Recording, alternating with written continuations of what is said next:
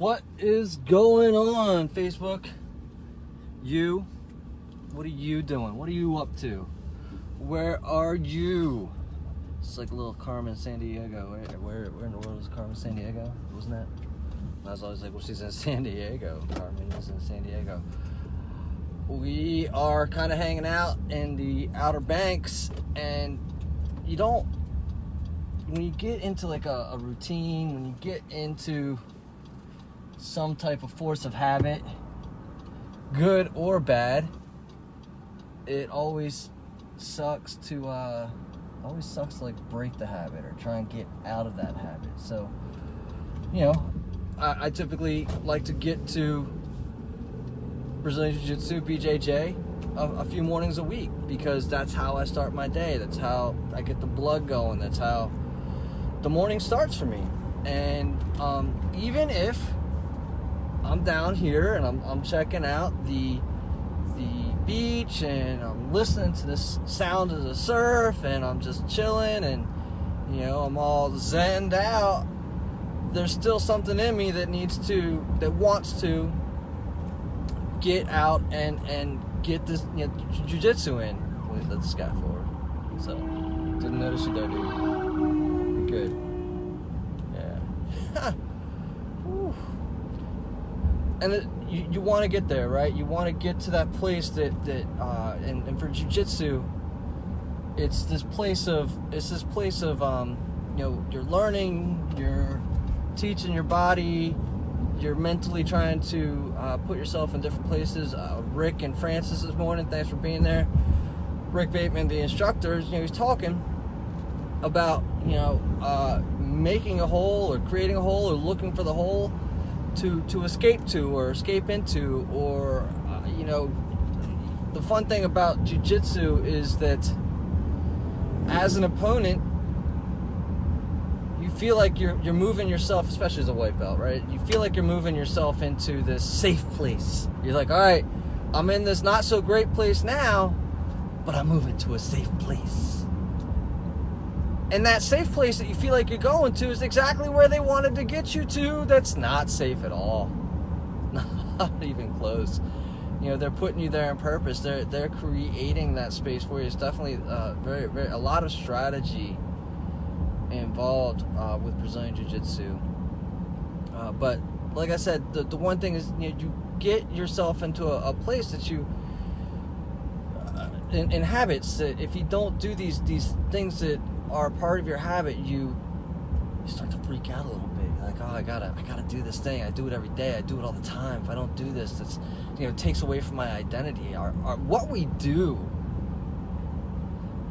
is not our identity, which is hard to break away from. We associate what we do, our mannerisms, our characteristics, as all these things as who we are.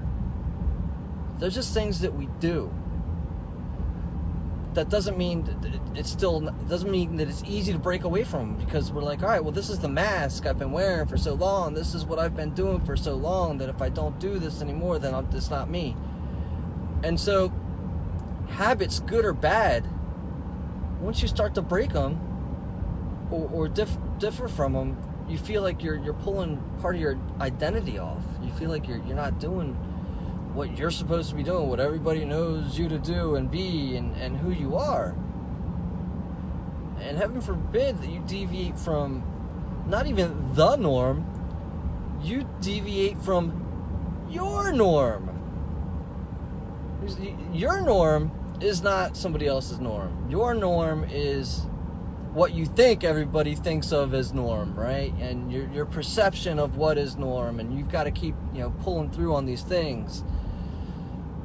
And if you deviate from that, then maybe somebody's not going to recognize who you are, right? Identity dead. So maybe what's identity? Date night, Corey. What's identity? I'm out on a date tonight. Today, I'm out as single dad on the prowl. That's the mask that you put on for a little bit. And sometimes as a bartender, I've seen this the routine over and over and over. I've been part of the routine over and over again. My routine is like, I go in, I drink too much and get in, stupid trouble. It's just who I am. That's part of what I do. That's my identity. I'm stupid trouble guy, right? I'm the invincible, watch how stupid I can be and nothing will ever happen to me guy.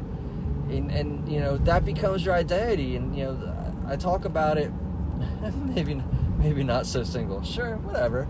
I don't know what's happening in your life, but you get what I'm saying. There's this thing, the things that you do every day, and people are like, well, yesterday, for example, when I was drinking all the time, you were drinking yesterday. What happened? Why, is everybody okay? Yeah, everybody's okay. I just, all this inner work, right? Call it the inner work, call it the whatever you want to work. Make that turn anytime you want. Call it whatever you want.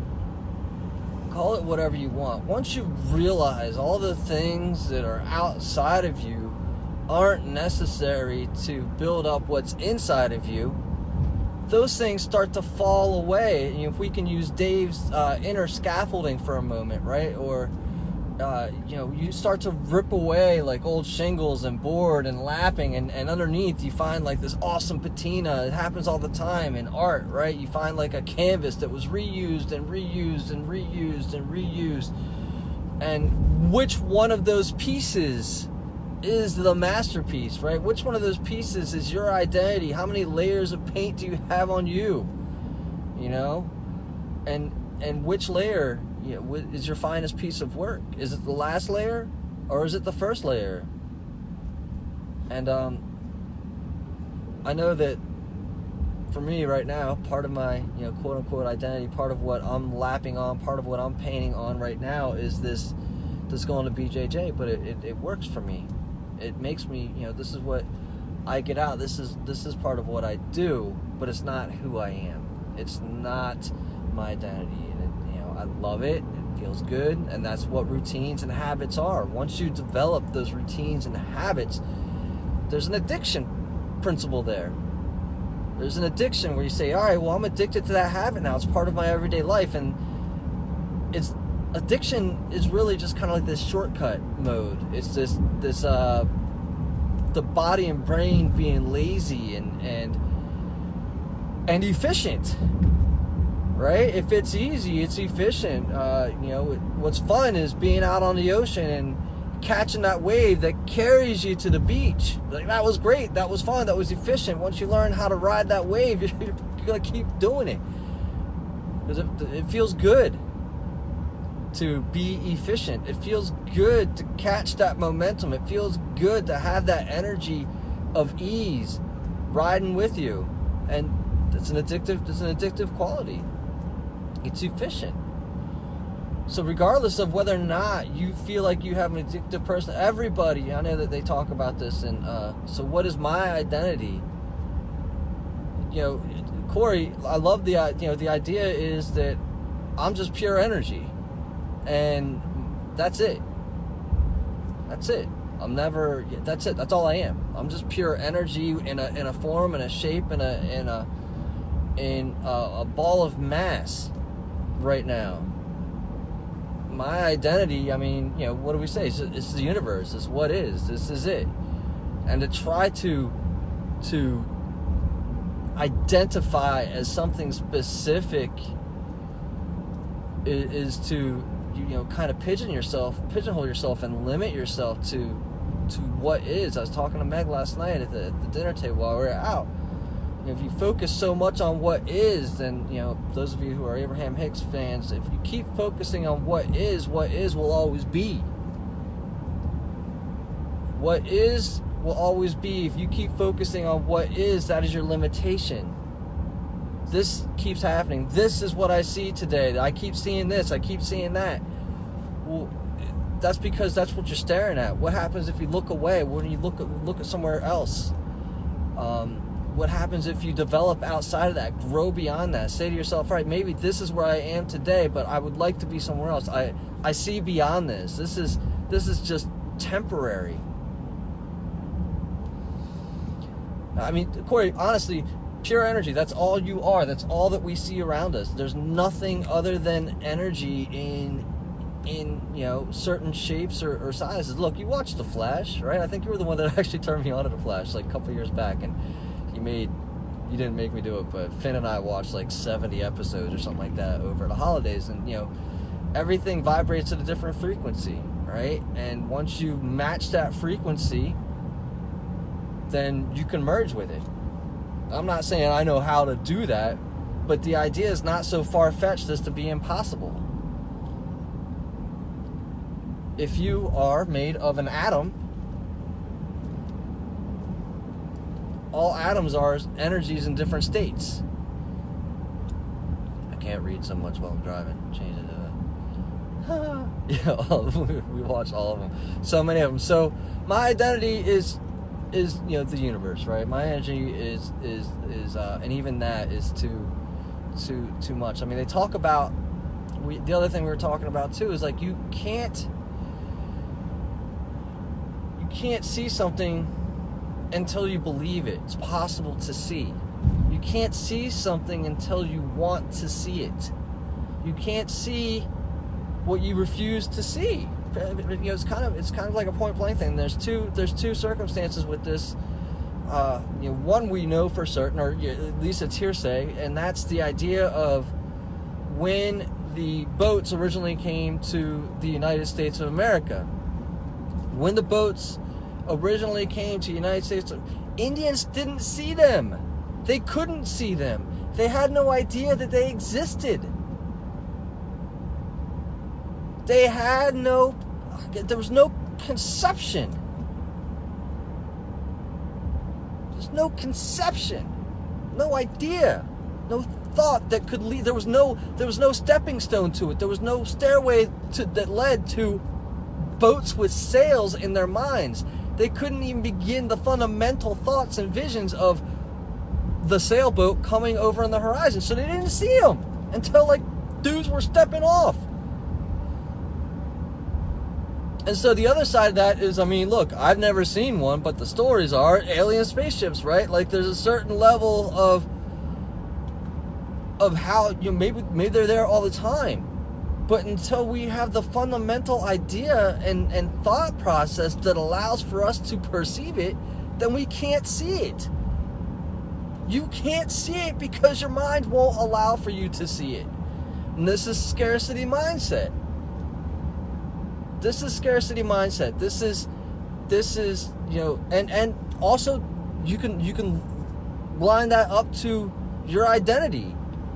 If all you keep doing is, you stick to your habits, you stick to who you are, this is what you've always been, this is who you're supposed to be, your body's like, yeah, let's stick with that, that's easy, we're going to ride it out, life sucks, and that's what I know to be true for me. And as long as you keep saying that to yourself, as long as you keep repeating that to yourself, as long as this is what you continue to see, and this is a story you keep serving up, you can keep that story. And you won't see anything else because you don't know how to rewrite the script. You don't want to rewrite the script. That's going to take effort. Heaven forbid you put some effort into that. Aliens, you're down there. Roswell, Area 51, brother. Tell me, Corey, what have you seen?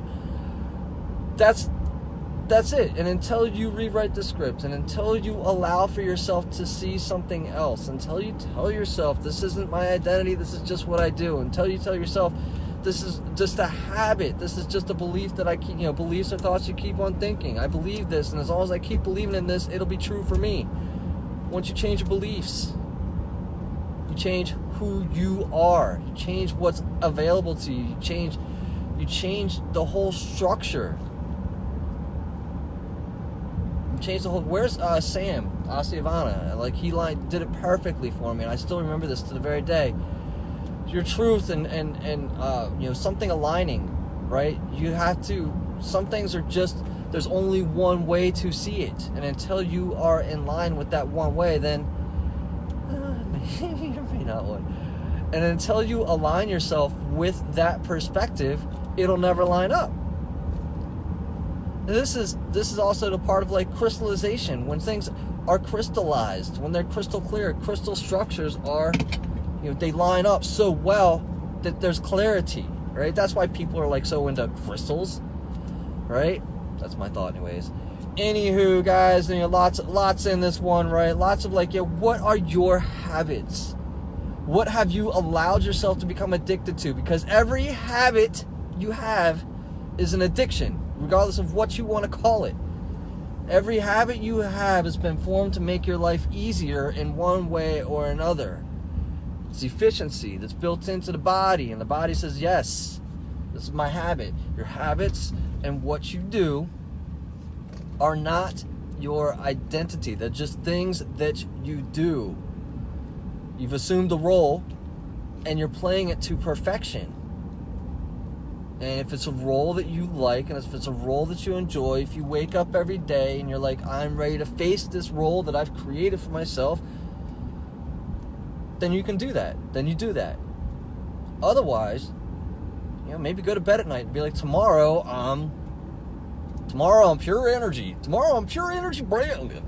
Right? And like, what's that look like? What's that feel? I'll tell you, it feels great. It feels great to just say, hey, I'm pure energy, and that's all that there is. I'm made of the same stuff that the stars and the sun, which is a star, just everything. I'm all addicted to being dead and hurting because I'm getting old. That's the story you keep telling yourself, though, Corey. Like, I just rolled out of people laying on me, stretching me out. This is a story I tell to myself now. Is do I feel hurt? Do I feel pain, or does something feel different?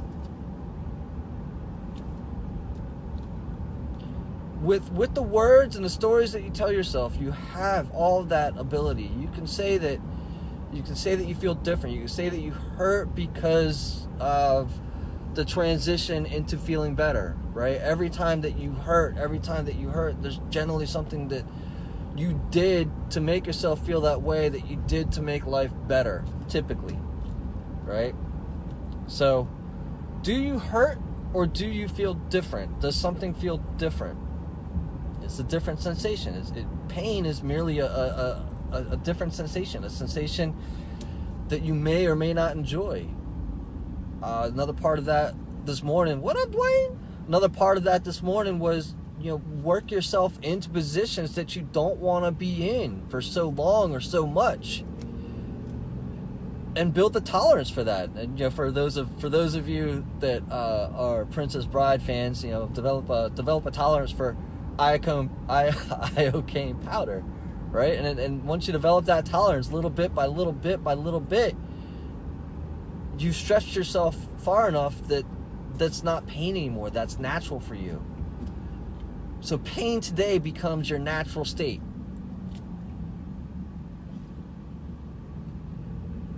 Pain today becomes your natural state, and once you reframe that pain into a different sensation or just different ways of feeling, then you are, you've stretched yourself. You've grown. You're beyond who you were before. Anyways, guys, that's it, man. Dwayne, I may be able to catch you this week. We'll see.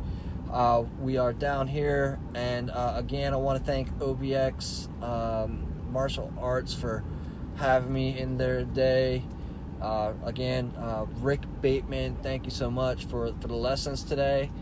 Out there in Nags Head, you guys were awesome.